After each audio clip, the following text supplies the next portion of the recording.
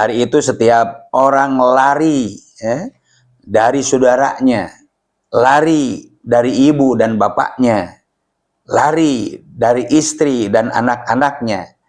Karena begitu dahsyatnya, matahari sangat dekat, peluh bercucuran, manusia panik mencari pertolongan.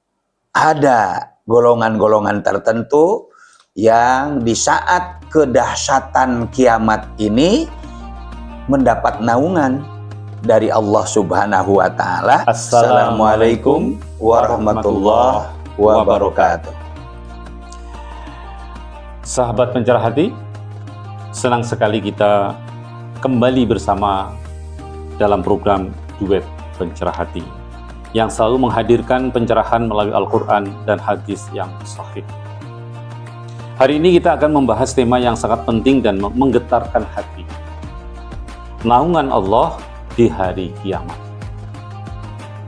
Sudah hadir bersama kita guru kita tercinta, Ustadz Dr. Andes Haji Didin Khairuddin. Assalamualaikum Ustadz. Waalaikumsalam warahmatullahi wabarakatuh. Alhamdulillah, semoga Allah mencerahkan hati kita semua. Amin. Ustadz, banyak ayat dan hadis yang menggambarkan kedahsyatan hari kiamat. Bisa dijelaskan betapa gentingnya hari itu bagi manusia, Ustaz? Subhanallah, betul sekali Mas Haji. Hari kiamat adalah hari yang penuh ketakutan. Perlu kengerian, seperti yang digambarkan dalam salah satu ayat Al-Quran. Pada hari itu setiap orang lari dari saudaranya, lari dari ibu dan bapaknya, lari dari istri dan anak-anaknya. Karena begitu dahsyatnya, matahari sangat dekat, peluh bercucuran, manusia panik mencari pertolongan. Tetapi ada golongan-golongan tertentu yang di saat kedahsyatan kiamat ini mendapat naungan dari Allah Subhanahu wa Ta'ala ketika tidak ada naungan kecuali dari Allah Subhanahu wa Ta'ala. Benar Ustadz, saya pernah mendengar hadis tentang 7 golongan yang dinaungi oleh Allah. Bisa Ustadz jelaskan isi hadis tersebut, Ustadz? Subhanallah, ini hadis sangat masyhur, diriwayatkan oleh Imam Bukhari dan Muslim, di mana Rasulullah Shallallahu Alaihi Wasallam yang mulia bersabda, ada 7 golongan yang akan mendapatkan naungan perlindungan. Naungan perlindungan dari Allah Subhanahu wa Ta'ala. Pada hari tiada ada naungan kecuali hanya dari Allah Subhanahu wa Ta'ala. Ini riwayat Imam Bukhari Muslim. Apa saja itu? Yang pertama adalah yang dinaungi oleh Allah, diselamatkan oleh Allah, ditolong oleh Allah adalah pemimpin yang adil. Al-Imamul Adil, pemimpin yang adil. Pemimpin yang adil ini adalah baik pimpinan keluarga, suami, pimpinan wilayah paling rendah, RT, RW, atau lurah, atau pimpinan di perusahaan. Nah, ketika seorang pemimpin itu, seorang leader itu adil kepada bawahannya, adil untuk urusan dunia dan akhiratnya, maka ketika beliau wafat, insya Allah akan mendapat perlindungan Allah Subhanahu wa Ta'ala. Itu yang pertama. Yang kedua, dilindungi oleh Allah, ditolong oleh Allah. Yaitu siapa? Pemuda yang tumbuh dalam ibadah kepada Allah.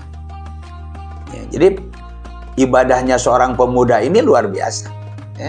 Jadi pemuda ini rajin datang ke masjid, rajin mengambil bagian untuk beribadah sosial bersama masyarakat. Ketika pemuda ini selalu berhubungan dengan niat-niatnya ibadah kepada Allah Subhanahu wa Ta'ala, maka di akhirat nanti dia akan dilindungi oleh Allah Subhanahu wa Ta'ala. Yang ketiga, orang yang hatinya terpaut ke masjid.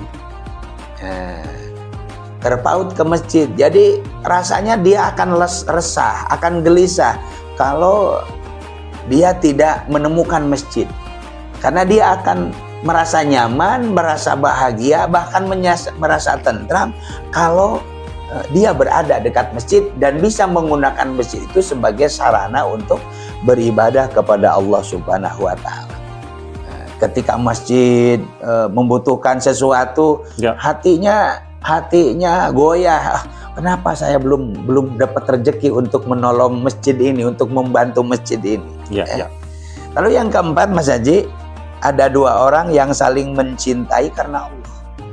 Suami istri maksudnya? Nah, salah satunya. Tapi yang dimaksud saling mencintai karena Allah itu yang pertama adalah ikatan suami istri, artinya keluarga. Yang kedua, ikatan perkawanan, pertemanan atau persahabatan. Sehingga orang yang bertemunya karena Allah, ya, dan orang yang berpisahnya juga karena Allah, jadi tidak ada istilahnya saling menjelek-jelekan seperti yang terjadi di masyarakat sekarang ini.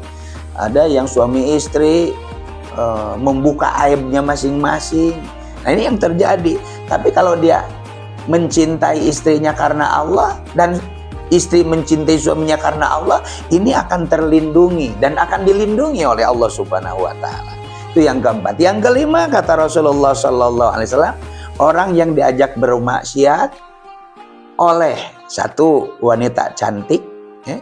Dua, di dalam keterangan yang lain adalah kaya raya, ya. Lalu dia menolak dan berkata, aku takut kepada Allah. Aku takut kepada Allah. Nah, ketika dia mengatakan aku takut kepada Allah, maka tentu saatnya nanti di yaumul qiyamah dia akan mendapat pertolongan Allah Subhanahu wa taala. Artinya ketika ada satu pelanggaran, dia merasa dia khawatir dengan siksanya Allah, dia takut dengan azabnya Allah. Yang keenam, orang yang bersedekah diam-diam hingga tangan kirinya tidak tahu apa yang diberikan oleh tangan kanannya. Nah, bersedekah dengan diam-diam ini salah satu bagian dari yang akan dilindungi oleh Allah Subhanahu wa taala. Kadang-kadang Mas Haji ada yang suka bertanya, jadi sebenarnya sedekah itu harus diam-diam atau terang-terangan? Ternyata dua-duanya diberikan penjelasan oleh baginda Rasulullah Shallallahu Alaihi Wasallam.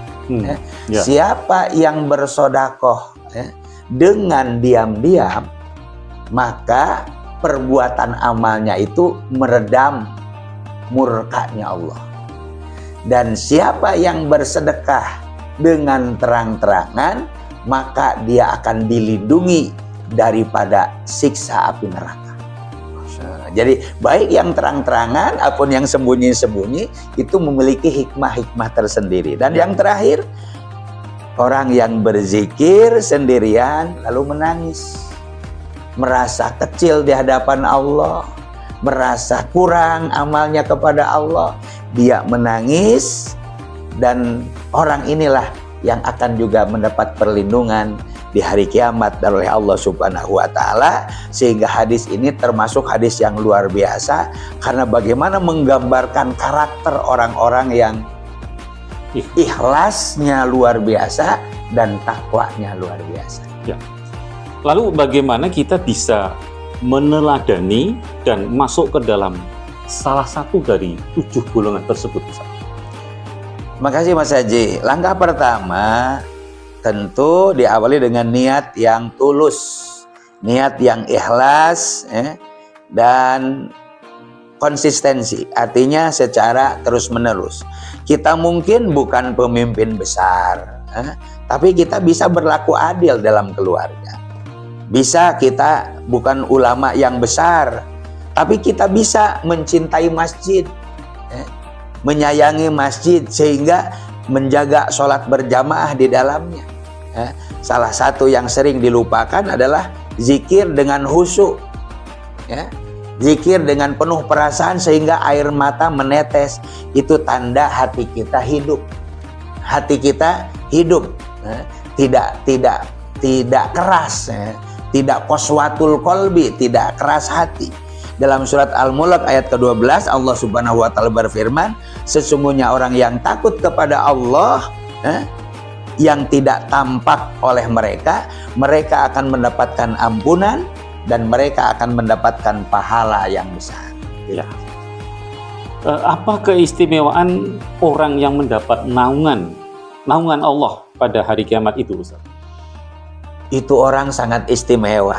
Mereka akan dilindungi dari panas matahari yang sangat dekat. Mereka akan diberikan ketenangan dari ketakutan.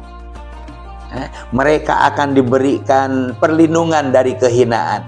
Sehingga naungan Allah adalah bentuk daripada kemuliaan Allah. Naungan Allah adalah bentuk daripada kasih sayang Allah kepada hambanya. Bahkan Rasulullah SAW bersabda, riwayat Imam Tirmizi, siapa yang membantu saudaranya di dunia, maka Allah akan menolongnya di akhirat. Ini mengajarkan kepada kita bagaimana kita harus berbuat baik di hari ini, karena balasannya akan kita nikmati di hari yang jauh lebih penting, yaitu hari akhirat. Yang itu pasti akan terjadi, Mas Haji. Baik, Ustadz.